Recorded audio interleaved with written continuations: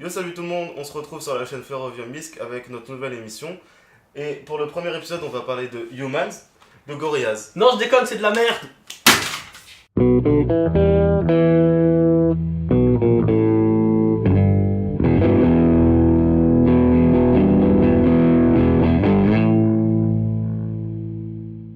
Voilà, on va parler du nouvel album de Marilyn Manson. Donc Even Upside Down, qui est sorti le 6 octobre. Bon, Marilyn Manson, on a l'habitude d'avoir de longs albums, autant au niveau durée, autant au niveau titre.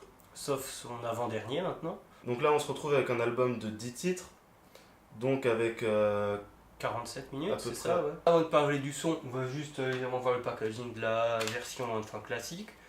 Donc il y a une petite originalité, c'est que le livret était derrière, voilà, derrière le CD, et en papier un peu de Bible, comme ça, très fin.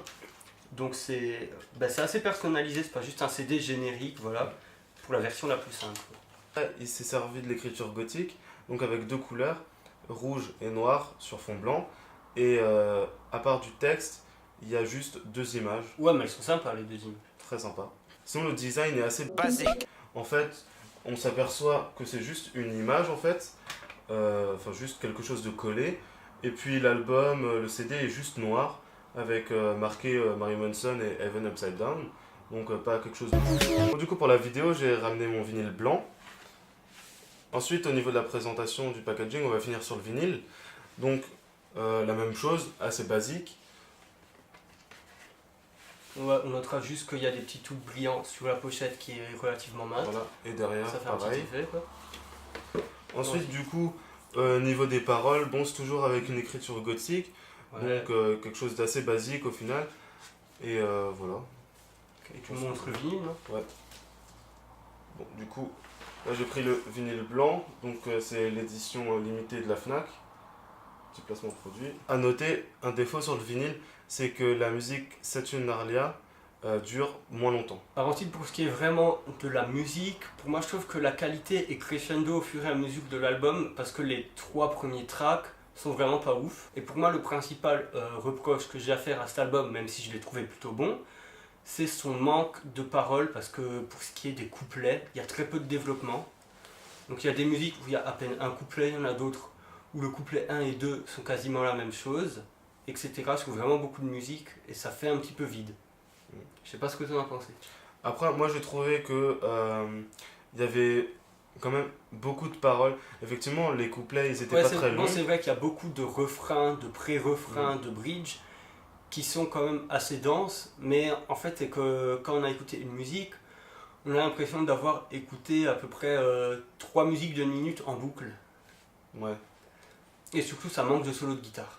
Pour ce qui est du line-up, donc déjà Marilyn Manson, et pour la guitare, il y a Tyler Bates, donc qui fait beaucoup de musique de film, si jamais. Et à la basse, il y a Twiggy Ramirez. Et à la batterie, il y a Gilles Sharon.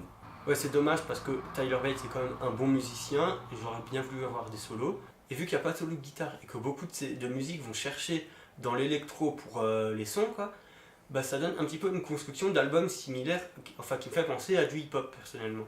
Après, c'est possible que ça soit dû à ses fréquentations. Parce que là, il côtoie. On l'a croisé avec un membre de la famille de Drake. On l'a croisé avec Liz. Putain, j'arrive jamais à dire son nom. Lil Uzi Vert. Et encore quelques autres rappeurs. Et du coup, apparemment, il risque d'y avoir d'ailleurs des collaborations. Il a influencé les rappeurs et les rappeurs l'ont aussi peut-être influencé. Alors aussi, dans l'univers rock metal, il y a eu un grand moment. Avec C'est notre cher ami. Justin Bieber. Ah oui, alors là, c'était génial. Marilyn Non, c'était Manson et n'importe Justin quoi. Bieber, il y a eu un petit conflit. Au final, ça s'est bien passé. Ouais, ça s'est bien réglé, quoi, mais c'était tellement inattendu. Ouais. Donc en fait, c'est Justin Bieber, il avait mis un t-shirt Marilyn Manson, et ensuite il s'était vanté d'avoir relancé Marilyn Manson juste parce qu'il a porté un t-shirt. Alors que Manson, bien évidemment, a toujours une énorme communauté derrière lui, et il n'a pas besoin de fans de Justin Bieber en fait. Et du coup, pour bien emmerder la presse, il a affirmé qu'il allait sûrement faire une collaboration avec Justin Bieber. On notera que cet album est dédicacé à son père qui est décédé récemment. Moi, la première écoute, j'avais pas aimé les premiers sons, mais j'ai fait une deuxième tout de suite après. Et honnêtement, là, après, je les ai bien aimés. Ben, pas vraiment moi, j'aime surtout les derniers. Mm. Mais vraiment, les 3 premiers, j'ai du mal, en particulier même avec We Know Where You Fucking Live. Ouais. Alors, c'est vraiment au niveau du refrain, mais c'est particulièrement au niveau musical, en fait, il y a un riff de guitare juste après qu'il ait dit We Know Where You Fucking Live. Genre, on dirait que le truc a été gardé, mais ça colle tellement pas avec ce qui se fait en général. Donc c'est juste une simple montée de power chord, mais qui a rien à faire là, ça sonne pas du tout Manson, quoi. Pour ce qui est de mes tracks préférés, c'est Threat of Romance, Jesus Crisis et surtout Saturnalia, qui est excellente, voilà. La plus longue de l'album. Ouais, mais la plus développée. Bon, moi je peux pas en choisir 3, mais je vais en choisir 4. Donc mes préférés, c'est Tattoo in Reverse, Saturnalia, Sweet of Romance et Satan. Ouais. Bon, c'est vrai, bon, si j'avais une 4ème, ce serait Satan aussi, parce qu'elle est extrêmement bien écrite. C'est vrai. Bon, ensuite, j'ai dit que certes, il manquait beaucoup de couplets, mais n'empêche que les refrains et les bridges sont quand même très bien écrits, quoi. Attends. Mais en fait, on dirait juste que en ce moment, Marilyn Manson a des bonnes punchlines, mais a pas vraiment envie de les développer. Ouais, ce serait un petit peu le résumé de cet album. Même. Après, c'est son 10e album, peut-être qu'il a moins de choses à dire, ou alors qu'il préfère juste. Non, il préfère le dire autrement, j'ai l'impression. Ouais, ou peut-être juste poser des petites phrases que les gens réfléchissent, mais pas forcément les développer parce que ça serait trop nous aider. Ouais, c'est ça. Bon, surtout que tout le reste de sa discographie sert quand même un petit peu de clé. Il y a un grand débat en ce moment, c'est que les fans, ils ont l'impression, certains, que cet album, en fait, c'est pour les fans. Alors que non, c'est un album qu'il a écrit, c'est son art, c'est pour lui, en fait. Ben oui, c'est si on aime, on prend, si on n'aime pas, tant pis, mais il n'est pas notre esclave, en fait. Voilà. Il va pas écrire un album pour qu'il nous plaise. Et oui, c'est vrai qu'il a beaucoup évolué avec ses 2 derniers albums, en fait. Mais en même temps, dans une vie, on change. Et du coup, on ressent vraiment une certaine maturité avec celui-là et The Pale Emperor. Alors, il y en a qui disent que Marilyn Manson a changé. Moi, je dirais plus qu'il a évolué. Et parce que dans une vie, on change. Et du coup, avec The Pale Emperor et cet album-là, il y a une certaine maturité qui s'en dégage. Moi, j'ai l'impression qu'il commence vraiment à mûrir à partir de Hitman Rig Me. Donc, l'album, il est sorti en 2007.